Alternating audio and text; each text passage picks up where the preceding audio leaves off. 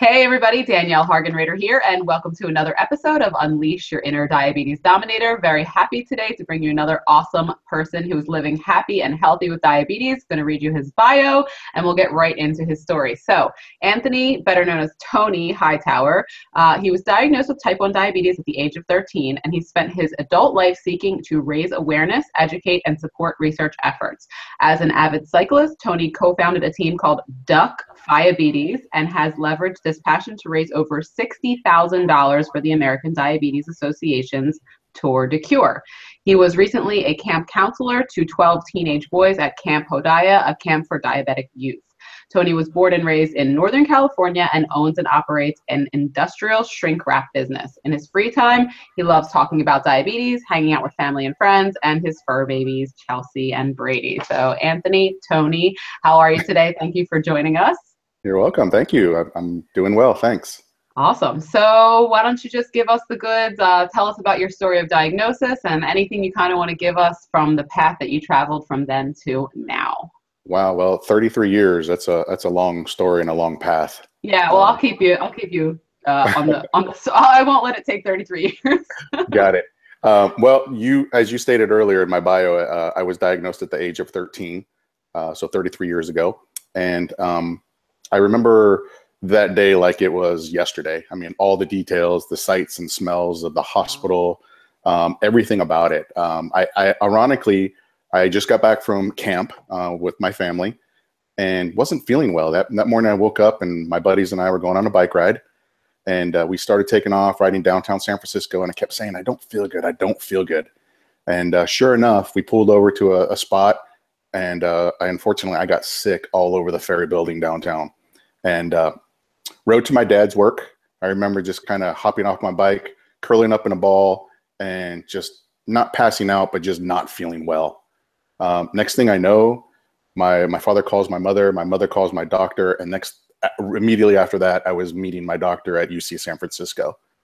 So it wasn't even a matter. I think just the signs and symptoms were there, and I was fortunate to have a doctor that, realized, instead of just saying it was the flu or something else, immediately he said, meet me at UC San Francisco, did the test there, and I was in the hospital for a week. Yeah, I was in the hospital for a week too.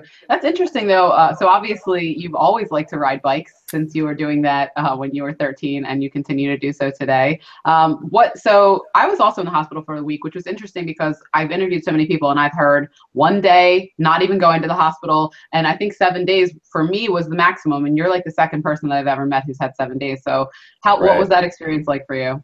Well, it was horrible because it was my summer. I just celebrated my 33rd year anniversary on August 2nd. So I was still on summer vacation, and you're right. Bikes have always been a part of my life. I love to ride. To me, even today, it gives me the freedom that I felt when I was 12, 13 years old, just being on my bike. And so all I kept thinking about was get me out of this hospital, because I want to get back on a bike and enjoy the rest of my summer. I wasn't even thinking about diabetes, didn't know anything about it at the time. Went through the whole presentation at the hospital where you got all the dreaded and gloom, you just lost a third of your life or a quarter of your life. Yep. And all that other stuff. And at 13, I didn't know what that meant. I just, I heard, as long as you take your insulin, you can live a normal, healthy life. And I was like, get me back out there, because I want to go. I even had friends that would ride 15, 20 miles on their bicycles to come see me. And I remember just staring at the window, just like my face glued up to the window, looking at them pulling up. And I just wanted to be out there riding with them. Yeah. So bikes have definitely always been my passion or my life, and love it. And even to this day, I still ride. So when you first got diagnosed, was riding a bicycle, controlling your blood sugars, did that become an issue, or how did you mitigate that? It's difficult. And I'm sure, and some of the older diabetics, I was only testing maybe 4 times a day. I didn't have a meter. Meters weren't out or readily available, I think, until about the first year after my diagnosis. And then, of course, we had that big old brick meter that I used to have to carry around. And even then, insurance, I was only getting, I think, up to 4 tests a day, maybe. And prior to that, we were using a whole color strip where you match it up to the bottle. And yep, I used that too. Right. And did you cut your strips in half too to save No, money? I didn't. Yeah, I cut the strips in half and get a new bottle, cut them in half, and you know all the good tricks. You're able to double up your tests. So I honestly, back in those days, I don't know what control was. You know, I was on NNR, and I was on NNR for about 30 years. You know, I did the purified pork and I did all those, but I didn't switch to the newer insulins until just recently. Wow, that's interesting. Yeah, I was on NNR, and actually, who was it? I can't remember. Somebody said NPH stood for not particularly helpful. I can't remember where. I wish I could credit that because I can remember someone saying it recently, but I can't remember who. But somebody hilarious said Right. that, but it really wasn't. And then I went to a primary care physician when I was probably in my mid-20s because I was diagnosed when I was 9, and she was like, "You're still on N and R?" She's like, "Let me put you on Humalog. You're gonna love this. You're gonna love this." And Lantus. And I was like, "Okay, fine, why not?" And it was a huge difference. I agree. I mean, I was doing 2 shots a day, and that's what I was taught. I wasn't told I had to count carbs because, you know, that nutritional information wasn't even on packages back then. It wasn't until later. It was more of just like anything that ended with OSE, whether it's fructose, glucose, sucrose, anything that was in the top like 5 ingredients, you kind of want to stay away from. So that was kind of my education into diabetes, and really that lasted forever. I mean, even to this day, I don't count carbs, and I never have. I just, you know, I wasn't on the insulins that would allow me to do that if I was on NNR for 30 years. Interesting. So actually, since we're talking about this, I'm going to bring it up anyway. But so you went to Humalog, and I mean, we'll talk about now really, because now you take Afrezza, which is Right. something that you've introduced me to, and also several other members of the diabetes community. Tell me a little bit about your transition from N and R to, I'm guessing you took something like Humalog and Lantus or something like a combination of those two similar, and then moved to Afrezza. So give me a little background about that transition. Yeah. So like I said, I was on NNR for 30 years. But a majority of that time, I never went and saw a doctor. I was my own self-managed help. Even though I had insurance, I didn't want to go to the doctor. I was, you know, kind of the typical man thing. If it's not broke, you know, or you don't want to hear any bad news kind of thing, you just kind of go along with the same routine.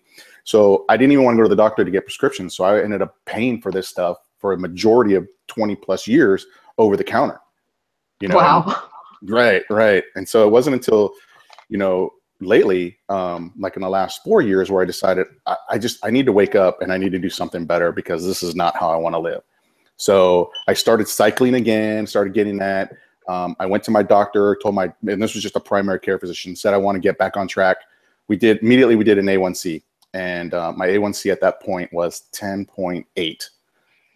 And that's when I thought I was actually doing well, because I was taking, you know, at that point, I went from taking 2 injections to 6 to 8 injections just to try to, you know, curb those spikes. And I was testing, I went and bought a meter and was testing like 20 times a day. But, you know, again, with NNR, I had these peaks and valleys just all day long. So she referred me to an endocrinologist, and I said, hey, look, I want to start on these new insulins. And this was a while back. They started me on Humalog and Lantus, which I thought was the greatest thing ever. I started seeing, you know, normal flat lines as flat as could be with those 2 insulins, and thought this was awesome. But I was still taking 6 to 8 injections a day. You know, I was splitting my Lantus, dawn phenomenon, going to bed with a hypo every night between 12 and 3, no matter what. But still, I thought I was having great control.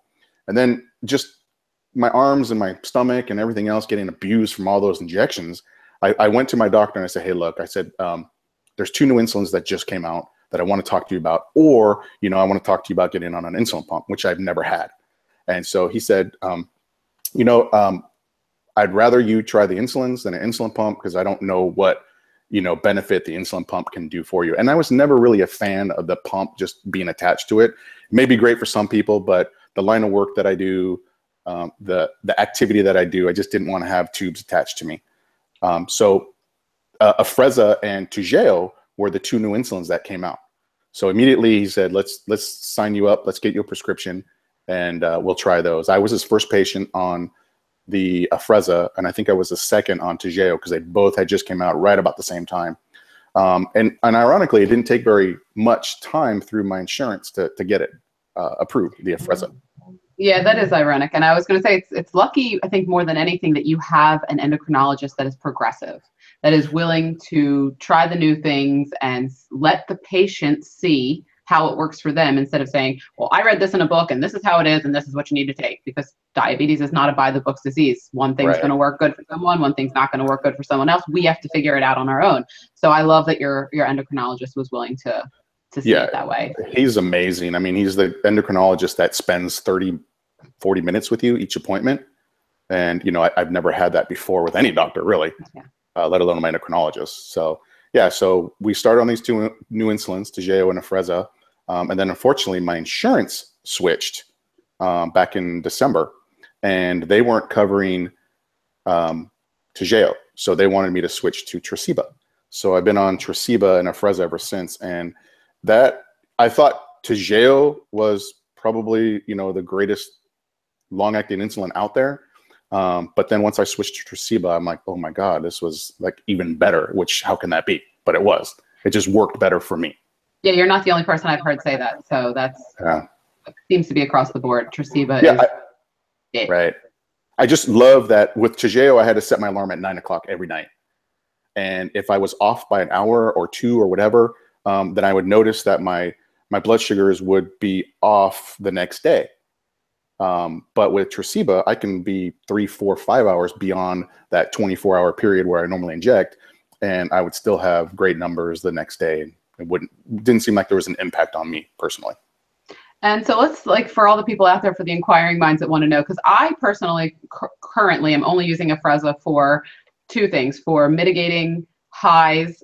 If I get over 160 with an upward arrow, or I know that I'm trending up either from really heavy weightlifting exercise, which happens often, or if from eating something and I swag bolus wrong because I am on an Omnipod, and then I'll mitigate that rising with Afrezza. But you use Afrezza solely as your fast-acting insulin. Talk about how that was, like, transitioning from injections to Afrezza and how you enjoy it now. Well, so I'll go back to when I was diagnosed, and I'm sure everyone has heard this about a cure, about this, about that. But I was literally in the hospital that first day, and one of the visiting doctors came in and said, you know, don't worry, kid, there's going to be an inhaled insulin within 5 years.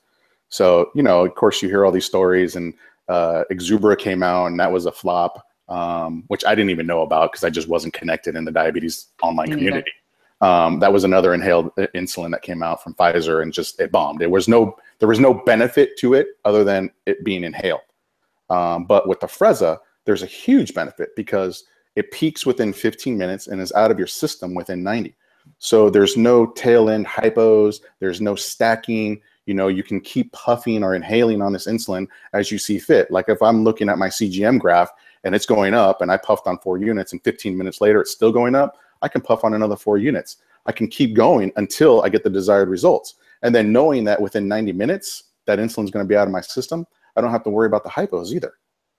Yeah, it's interesting. I've had experiences where the Afrezza drops me fast. And that was, you know, something that I like about it, because you don't have to wait 45 minutes for the insulin to be absorbed and then start working and all this other stuff. But just for people out there, you know, and Anthony or Tony were talking about this off air, is that, you know, it's depending on your size, your physical size, and also just that's not necessarily all that it is.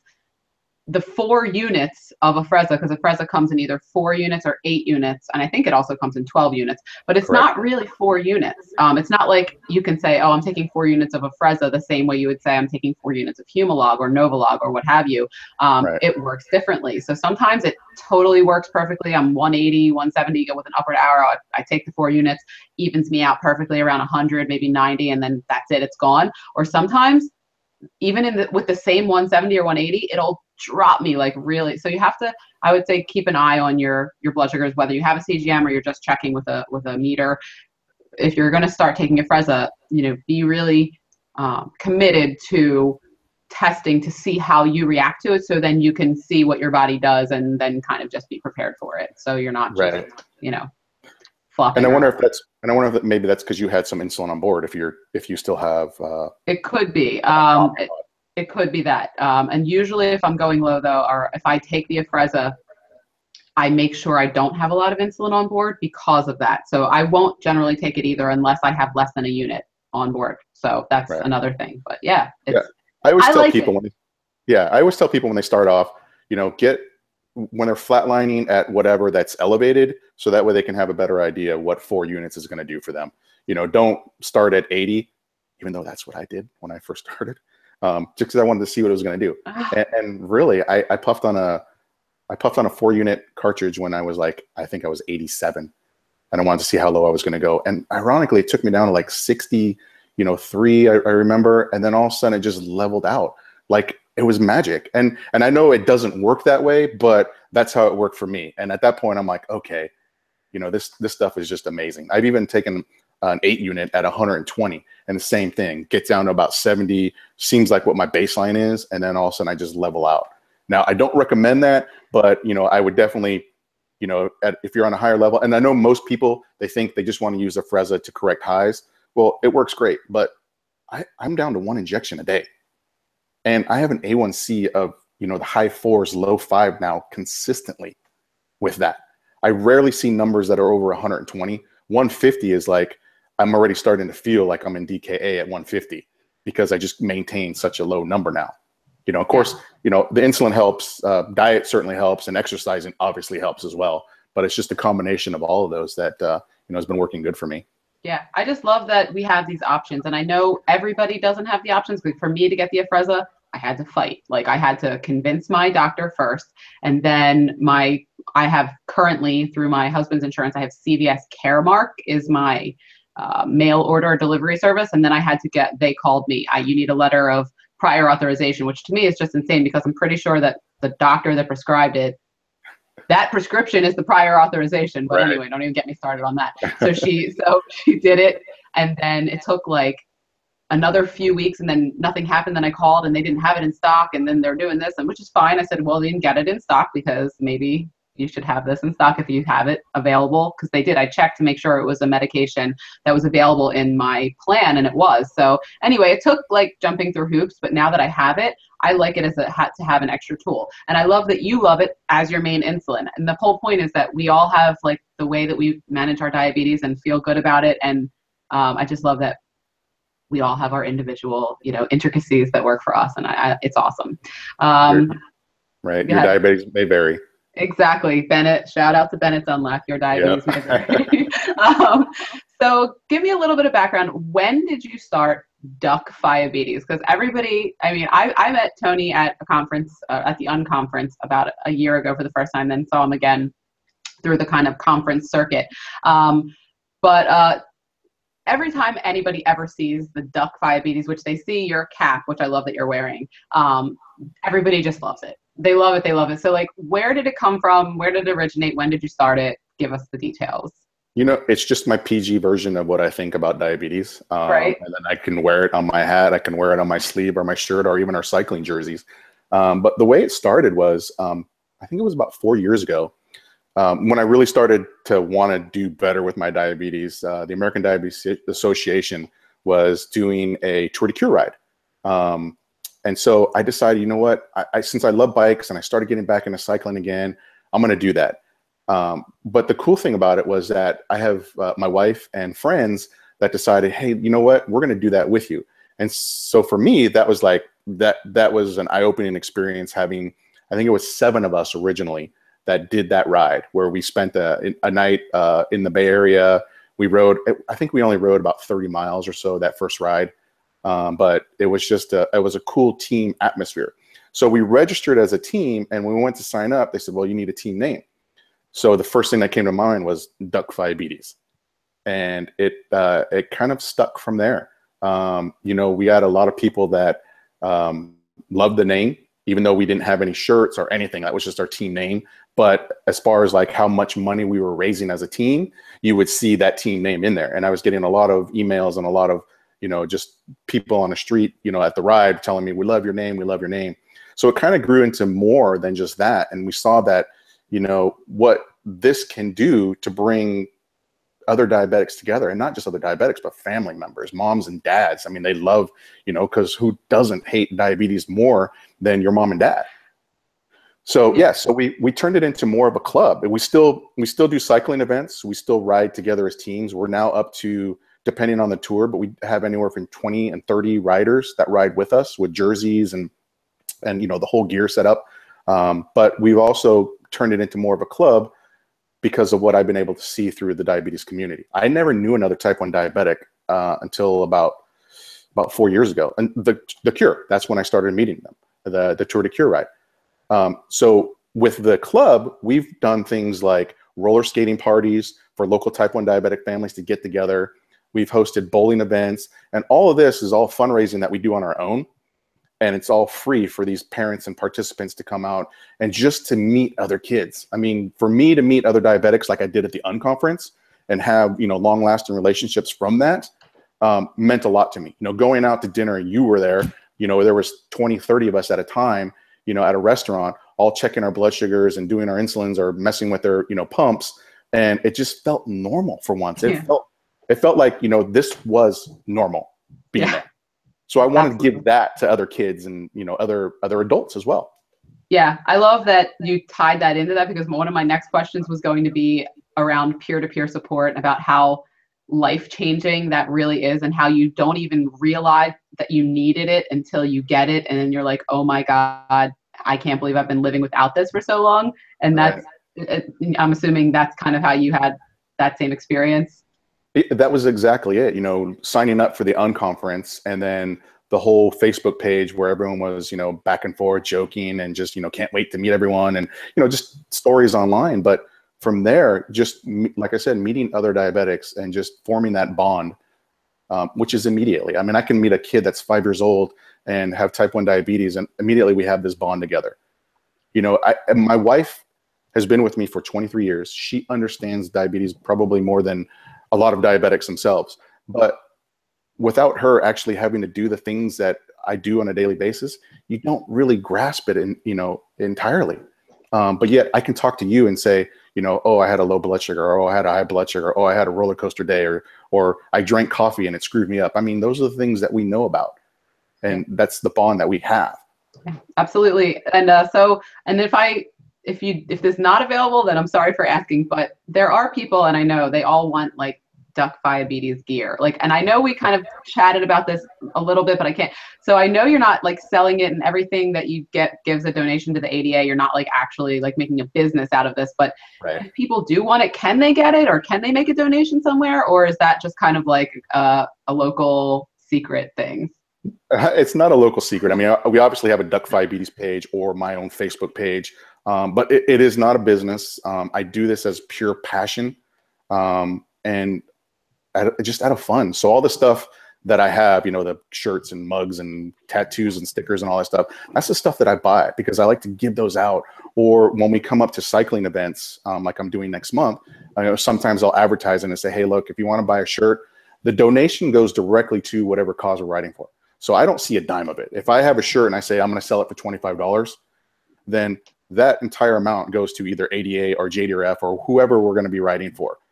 But yet I pay for it. So, I lose half, but it's not about the money for me. It's just about spreading the word out. It's about seeing, kids wearing these duck shirts walking around that I don't know if they totally know what it means, but it's just hilarious. And, the parents know. So, yeah, but yeah, we sell it. But again, it's not a business. I work full time. I own my own business. The Duck Fiabetes is just a passion for me. Interesting. So my entrepreneurial mind is thinking you should, have some type of page where people can go buy this stuff, because I know everybody wants it, not necessarily make money. It could all still go straight to a charity. That'd be fantastic. Right. But just like a readily available, like, here's the Duck Fiabetes store, t-shirt, hat, sticker, decal, tattoo, and then drop down menu of, JDRF, ADA, or whatever other charity that you want your donation to go to. But anyway, I digress. So obviously you've had, lots of experiences throughout your life with diabetes.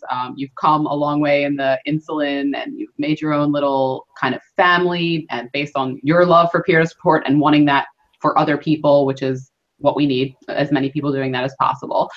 So we know that we're not alone on this journey. But why don't you tell us your top 3 tips for thriving with diabetes? So 33 years, with another hopefully 66 to come or more. Give us what Tony's top 3 tips for living happy and healthy with diabetes have been so far.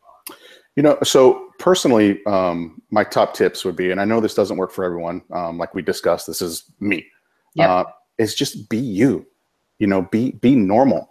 That's my biggest thing. But yet there's a difference between being normal, with living with diabetes. What is normal? I have no idea. You're right. I lived a majority of my life when I wasn't taking care of myself. I'd go out to somewhere and my wife would say, you can't eat that, or you shouldn't eat that, or other people would say that. And I give them the whole, there's only two things I can't eat. I can't eat poison, or I can't eat cookies with poison. Exactly. That meme that's out there. And I lived that way forever. But when I started to take better care of myself, I realized that that's not true. And I know you even said this in the past where, yes, you can eat everything, but it's a choice on whether or not you're going to do it. So I've made much better choices now. A lower carb lifestyle has certainly helped with my blood sugars. Again, the exercising, but just be you, be normal. Don't be happy. Get out there. I wake up every day, and I'm not that I'm thankful that I have diabetes, but I'm thankful that I can live a life while having diabetes. And I want to, and I want to live a long life. Before I said when I was in the hospital, I thought I wasn't going to live to see 40, at least not without any complications. Well, I'm 46. I have no complications. I have the best A1C that I've ever had in my 33 years. And now I'm at that point where it's like, I want to be like the oldest living diabetic around because, Nice. I'm not going to let this disease beat me. Awesome. I love it. Okay. So first one is set your own baseline for normal. Just be yourself, and who cares? What else? What else works for Tony? God, but you did say exercise and low carb lifestyle, so those could be your two. I'll let you slide if you want, but please feel free to add more. One of the other things that I've learned, and just recently, because I was on the same regimen for 30 years, is that don't be afraid to try something new. Your pump may work and it may be awesome, but yet there's something else out there that could be. So I'm living a life where now I want to be the guinea pig. So I don't have to see a 4 or 5 year old or a 3-year-old have to live 33 years of, multiple daily injections. If I can sit there and puff on insulin and it works for me, or if I take 1 injection a day and it works for me, then so be it. I want to be that guinea pig. I feel personally like I'm on borrowed time anyway. So why not make the most of it and try to get the best control? And I'm just going back to the mentality where I was told I wasn't going to live, or I thought I wasn't going to live to see 40. But we both know that's not true, because I actually was told the same. I mean, wasn't told anything like you won't live to be the X age, but I was told, by the time you are 40 or whatever, you're going to have complications and this and that. And also that it, like you said, I think they said like it takes 15 years off your life. And there's just been all these recent studies actually done about people with diabetes who have pretty decent control. In general, type 1 diabetes is that they live longer than people without it, because we're so much more conscious about our health decisions that we keep ourselves healthier by proxy. Like it just happens because we're paying attention. So and I wasn't told all that old stuff. And I wasn't told 40 was the year, but in my mind, when they said I just lost a quarter of my life, because that was the headphones or the tape deck that the message of diabetes, all the doom and gloom, that I just assumed, okay, at 13, 40 seems like you're old. So I'm like, okay, I'm not going to, and from that point on, I kept thinking, okay, I'm not going to live to see 40, or at least I'm not going to live to see 40 without complications. And I'm here today, and I want to prove to other kids or other people that are recently diagnosed that you can live a long, healthy life. Yeah, you are already proving it. So keep up the good work. Yeah, I'm very happy to have met you and to have you in my diabetes community circle of friends. And Anthony has helped me when I went on a pump vacation. I was texting him about Toujeo. This was before he went on to Tresiba. He's always there to answer questions and just be super kind. So thank you for being you. Is there anything else that you would like to add before we wrap it up here? Just one more thing I like to add, and we've said this a bunch of times today, is that third thing, it could be number one on that list, but find other people in your community, create your own tribe, as we've heard many times, because it really does make a huge difference when you can speak to someone about the things that you're going through. It may not be in your area. It may be someone that's 1,000 miles away. Maybe, it could be someone next door to you, but find that person and, just feed off of each other. I totally agree. People who watch my interviews and videos regularly know I'm a huge proponent of peer-to-peer support, actually creating a summit that's coming up in November called the Peer Diabetes Mentoring Summit, because I'm so passionate about the amazing life-changing effects of actually having interactions with other people with diabetes. But really, for me, the first really close diabetes friend that I had was in Scotland, because a mutual friend of ours that I met at some Tony Robbins event back in 2009 knew that I had diabetes, knew that his other friend that lives in Scotland had diabetes, connected us by email, and we are still like best friends to this day. And this is like 3 or 4 years ago at this point. So we're talking about, I live in Philadelphia, he lives in Scotland, but we just immediately became best friends. So don't let someone being across the world, like, oh, they can't be supportive. Like, no, you have no idea. Yeah, you have no idea.